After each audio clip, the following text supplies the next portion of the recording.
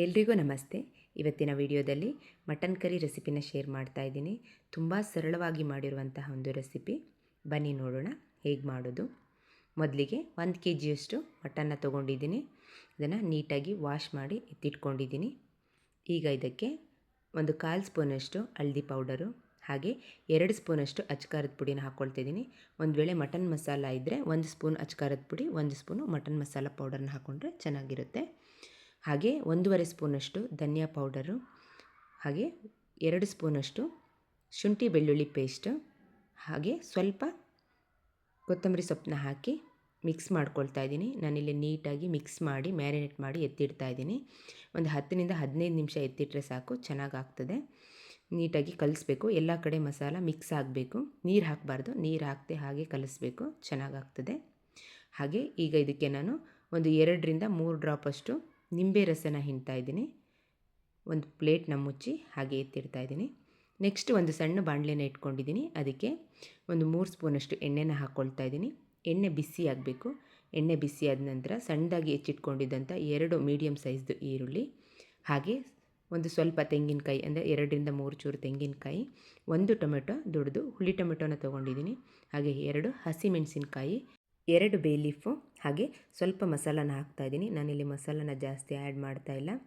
ಹಾಗೆ ಒಂದು ಸ್ವಲ್ಪ ಜೀರಿಗೆ, ಜೊತೆಗೆ ಸ್ವಲ್ಪ ಕ್ಯಾಶ್ಯೂನ ಹಾಕ್ಕೊಳ್ತಾ ಇದ್ದೀನಿ. ಕ್ಯಾಶ್ಯೂ ಬದಲು ಬೇಕಂದರೆ ಕಡಲೆ ಕೂಡ ಹಾಕ್ಕೊಳ್ಬೋದು, ಕಡಲೆಪಪ್ಪು ಇಲ್ಲ ಅಂತಂದರೆ ಹಾಗೆ ಕೂಡ ಮಾಡ್ಬೋದು. ಕಡಲೆಪಪ್ಪು ಹಾಕಿದ್ರೆ ಸ್ವಲ್ಪ ತಿಕ್ಕಾಗಿ ಬರುತ್ತೆ, ಕ್ಯಾಶ್ಯೂ ಹಾಕಿದ್ರೆ ಸ್ವಲ್ಪ ಟೇಸ್ಟ್ ಜಾಸ್ತಿ ಬರುತ್ತೆ, ಅಷ್ಟೇ. ಸೊ ಇದನ್ನು ಈಗ ಸಾಫ್ಟ್ ಆಗೋವರೆಗೂ ಫ್ರೈ ಮಾಡ್ಕೊಳ್ಬೇಕು. ನಾನಿಲ್ಲಿ ಎಲ್ಲನೂ ಒಟ್ಟಿಗೆ ಹಾಕಿ ಫ್ರೈ ಮಾಡ್ಕೊಳ್ತಾ ಇದ್ದೀನಿ.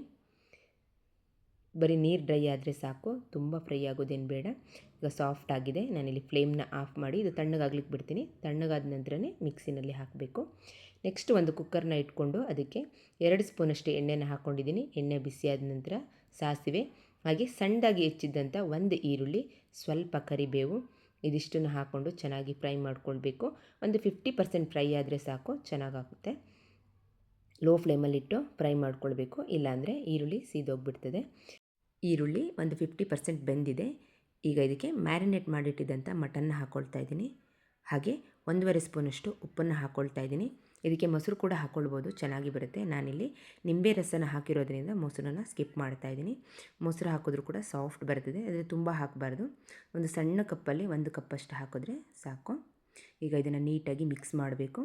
ಮಿಕ್ಸ್ ಆದ ನಂತರ ನಾನಿಲ್ಲಿ ಒಂದು 5 ನಿಮಿಷ ಒಂದು ಮುಚ್ಚಳನ ಮುಚ್ಚಿ ಬೇಯಿಸ್ತಾ ಇದ್ದೀನಿ. ಈ ರೀತಿ ಬೇಯಿಸೋದ್ರಿಂದ ಸಂಪೂರ್ಣವಾಗಿ ನೀರು ಬಿಡುತ್ತೆ. ಉಪ್ಪು ಹಾಕಿ ಮುಚ್ಚಳನ ಮುಚ್ಚಿ ಬೇಯಿಸೋದ್ರಿಂದ ನೀರು ಬಿಡುತ್ತೆ. ನೀರು ಬಿಟ್ಟರೆ ಇದು ಸ್ವಲ್ಪ ನಾರು ಸ್ಮೆಲ್ ಇದ್ದರೆ ಅದು ಕಡಿಮೆ ಆಗ್ತದೆ. ಜೊತೆಗೆ ಮಟನ್ ಕೂಡ ರುಚಿಯಾಗುತ್ತೆ, ಬೇಗ ಬೇಯ್ತದೆ. ಹಾಗಾಗಿ ಈಗ ಮತ್ತೊಮ್ಮೆ ಮಿಕ್ಸ್ ಮಾಡ್ತಾ ಇದ್ದೀನಿ. ನೀಟಾಗಿ ಮಿಕ್ಸ್ ಮಾಡಿ ಈಗ ಇದಕ್ಕೆ ಒಂದು ಅರ್ಧ ಲೋಟದಷ್ಟು ನೀರನ್ನ ಹಾಕ್ತಾಯಿದ್ದೀನಿ. ದೊಡ್ಡ ಲೋಟದಲ್ಲಿ ಒಂದು ಅರ್ಧ ಲೋಟದಷ್ಟು. ಮಟನ್ ಬೇಯಲಿಕ್ಕೆ ಎಷ್ಟು ಬೇಕಷ್ಟು ಹಾಕಿದ್ರೆ ಸಾಕು, ತುಂಬ ನೀರೇನು ಬೇಡ. ಈಗ ಲಿಡ್ಡನ್ನು ಕವರ್ ಮಾಡಿ ಹತ್ತತ್ರ ಒಂದು 4ರಿಂದ 5 ವಿಷಲ್ ಹಾಕಿಸ್ತಾ ಇದ್ದೀನಿ.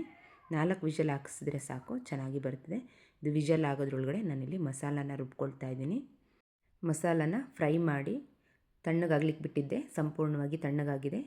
ಸಂಪೂರ್ಣವಾಗಿ ತಣ್ಣಗಾದ ನಂತರನೇ ಮಿಕ್ಸಿ ಜಾರ್ನಲ್ಲಿ ಹಾಕಿ ಗ್ರೈಂಡ್ ಮಾಡ್ಕೊಳ್ಬೇಕು. ಈಗ ಇದಕ್ಕೆ ಸ್ವಲ್ಪ ಕೊತ್ತಂಬರಿ ಸೊಪ್ಪನ್ನ ಹಾಕ್ಕೊಳ್ತಾ ಇದ್ದೀನಿ. ಫ್ರೆಶ್ ಇರಬೇಕು ಕೊತ್ತಂಬರಿ ಸೊಪ್ಪು. ಹಾಗೆ ಒಂದು 1/4 ಸ್ಪೂನಷ್ಟು ಹಳದಿ ಪೌಡರು, ರುಬ್ಲಿಕ್ಕೆ ಎಷ್ಟು ಬೇಕಾಗುತ್ತೆ ಅಷ್ಟು ನೀರನ್ನು ಹಾಕ್ಕೊಳ್ತಾ ಇದ್ದೀನಿ. ಈಗ ಸಾಫ್ಟಾಗಿ ಗ್ರೈಂಡ್ ಮಾಡ್ಕೊಳ್ಬೇಕು. ಮಸಾಲ ನುಣ್ಣಗೆ ಬರಬೇಕು. ಎಷ್ಟು ಸಾಫ್ಟಾಗಿ ಗ್ರೈಂಡ್ ಮಾಡ್ತೀವಿ ಅಷ್ಟೇ ನೀಟಾಗಿ ರುಚಿ ಬರ್ತದೆ ಸಾಂಬಾರು, ಹಾಗೆ ಘಮ ಕೂಡ ಬರ್ತದೆ. ಮಸಾಲ ರೆಡಿಯಾಗಿದೆ. ನೆಕ್ಸ್ಟ್ ನಾನಿಲ್ಲಿ ವಿಷಲ್ ಹಾಕಿಸಿ ತಣ್ಣಗಾಗಲಿಕ್ಕೆ ಬಿಟ್ಟಿದ್ದೆ ಕುಕ್ಕರ್ ಕೂಡ ಸಂಪೂರ್ಣವಾಗಿ ತಣ್ಣಗಾದ ನಂತರನೇ ವಿಸಲ್ನ ತೆಗಿಬೇಕು. ಮಟನ್ ಬೇಯಿಸೋದಕ್ಕೂ ಮುಂಚೆನೇ ಮಸಾಲಾನ ಕಲಸಿ ಒಂದು 10ರಿಂದ 15 ನಿಮಿಷ ಮ್ಯಾರಿನೇಟ್ ಮಾಡಿ ಇಟ್ಟಿದ್ದರಿಂದ ಕಲರ್ ಕೂಡ ಚೆನ್ನಾಗಿ ಬಂದಿದೆ. ಜೊತೆಗೆ ಮಟನ್ಗೆ ಖಾರ ಕೂಡ ಚೆನ್ನಾಗಿ ಹಿಡಿದಿರುತ್ತೆ. ಈಗ ರುಬ್ಬಿಟ್ಕೊಂಡಿರೋಂಥ ಮಸಾಲಾನ ಹಾಕ್ಕೊಳ್ತಾ ಇದ್ದೀನಿ. ಮಸಾಲಾನ ಸಂಪೂರ್ಣವಾಗಿ ಹಾಕ್ಕೊಂಡು ಸ್ವಲ್ಪ ನೀರನ್ನು ಹಾಕ್ಕೊಳ್ತಾ ಇದ್ದೀನಿ. ಮೊದಲೇ ಬೇಯಿಸಲಿಕ್ಕೆ ನೀರನ್ನು ಹಾಕಿರೋದ್ರಿಂದ ಈಗ ಎಷ್ಟು ಬೇಕಷ್ಟು ಕ್ವಾಂಟಿಟಿನ ನೋಡಿ ನೀರನ್ನ ಹಾಕ್ಕೊಂಡ್ರೆ ಒಳ್ಳೆಯದು, ಇಲ್ಲಾಂದರೆ ತುಂಬ ತೆಳುವಾಗಿಬಿಡ್ತದೆ. ನಾನಿಲ್ಲಿ ಒಂದು ಅರ್ಧ ಲೋಟದಷ್ಟು ಮಿಕ್ಸಿ ಜಾರ್ನಲ್ಲಿ ನೀರನ್ನು ಹಾಕಿ ಅಷ್ಟನ್ನೇ ಹಾಕ್ಕೊಳ್ತಾ ಇದ್ದೀನಿ. ಈಗ ಚೆನ್ನಾಗಿ ಕುದಿ ಬರಿಸ್ಬೇಕು. ಒಮ್ಮೆ ನೀಟಾಗಿ ಮಿಕ್ಸ್ ಮಾಡಬೇಕು. ಮಿಕ್ಸ್ ಆದ ನಂತರ ನಾನು ಮಟನ್ ಬೇಯಲಿಕ್ಕೆ 1.5 ಸ್ಪೂನಷ್ಟು ಉಪ್ಪನ್ನು ಹಾಕ್ಕೊಂಡಿದ್ದೆ. ಈಗ ಟೇಸ್ಟ್ ನೋಡಿ ಮತ್ತೆ 1 ಸ್ಪೂನಷ್ಟು ಉಪ್ಪನ್ನು ಹಾಕ್ಕೊಳ್ತಾ ಇದ್ದೀನಿ.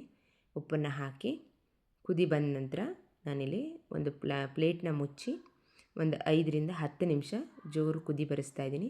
ಚೆಂದ ಕುದಿ ಬಂದರೆ ಮಟನ್ ಕೂಡ ಬೆಂದು ಮಸಾಲ ಜೊತೆಗೆ ಆ್ಯಡ್ ಆಗುತ್ತೆ. ರಸ ಬಿಟ್ಟರೆ ಸಾಂಬಾರು ಕೂಡ ಚೆನ್ನಾಗಾಗುತ್ತೆ, ಮಟನ್ ಕೂಡ ಮಸಾಲ ಚೆನ್ನಾಗಿ ಹಿಡಿತದೆ. ರೆಡಿಯಾಗಿದೆ ಮಟನ್ ಕರಿ. ಮುದ್ದೆ, ರೈಸ್ ಹಾಗೆ ಗೀ ರೈಸ್ಗೆ ಬಹಳ ಚೆನ್ನಾಗಿರುತ್ತೆ. ನೆಕ್ಸ್ಟ್ ನಾನಿಲ್ಲಿ ಕಟ್ ಮಾಡಿರೋವಂಥ ಕೊತ್ತಂಬರಿ ಸೊಪ್ಪನ್ನ ಹಾಕ್ಕೊಳ್ತಿದ್ದೀನಿ. ಲಾಸ್ಟಲ್ಲಿ ಫ್ಲೇಮ್ನ ಆಫ್ ಮಾಡಿ ಕಸೂರಿ ಮೇಥಿ ಇದ್ದರೆ ಅದನ್ನು ಕೂಡ ಹಾಕ್ಕೊಳ್ಬೋದು. ಹಾಗೆ ಪ್ಲೇಟ್ ಮುಚ್ಚಿ ಒಂದು 10 ನಿಮಿಷ ತಣ್ಣಗಾಗ್ಲಿಕ್ಕೆ ಬಿಡ್ತಾಯಿದ್ದೀನಿ. ಬಿಸಿ ಬಿಸಿ ತಿನ್ನೋದಕ್ಕಿಂತ ಒಂದು 10 ನಿಮಿಷ ತಣ್ಣಗಾದ ನಂತರ ತಿಂದರೆ ಟೇಸ್ಟ್ ಕೂಡ ಚೆನ್ನಾಗಿರುತ್ತೆ, ಹಾಗೆ ಚೆನ್ನಾಗಿ ಹೊಂದ್ಕೊಂಡಿರುತ್ತೆ. ಈ ವಿಡಿಯೋ ನಿಮಗೆ ಇಷ್ಟ ಆಯಿತು ಅಂದ್ಕೊಳ್ತೀನಿ. ಇಷ್ಟ ಆದರೆ ಲೈಕ್ ಮಾಡಿ, ಶೇರ್ ಮಾಡಿ, ಹಾಗೆ ಹೇಗಿತ್ತು ಅಂತ ಕಮೆಂಟ್ ಮಾಡಿ.